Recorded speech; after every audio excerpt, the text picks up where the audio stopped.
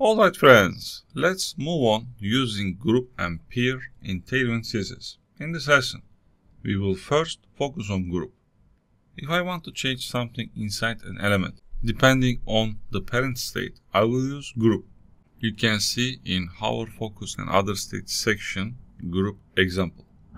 So, how is the logic? Essentially, if parent state change and I want to apply some effect inside, I will assign group to the outer element and then I can perform any styling or changes I want inside. That's the main idea. Great. So let's do that. I come here, I open a tag.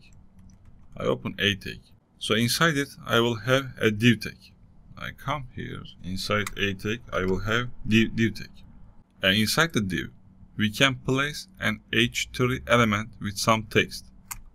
I come here, I say h3, and then I give some text. And then I will add other p element below it. I come here, I say p, and then I add some lorem text too. If I want to visualize the parent's area, I can give it a border using classes like, I come here, I say class border, and then I give border amber 600, for example. So what's my purpose? When I hover over any part of the A element, I want to change the text of the h3 inside. So that's why I come here, I say group class. I use group class. So let's check it first.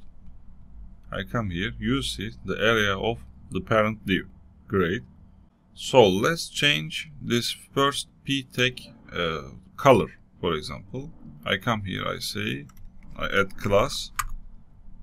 When I hover this parent a tag, I want to change this h3 color. So that's why I use group hover. Group hover. Great. And then what I want, text blue, for example. I want text blue. So let's check it. I come here, I refresh my page. You see, when I hover anywhere inside this A tag, you see I change this color.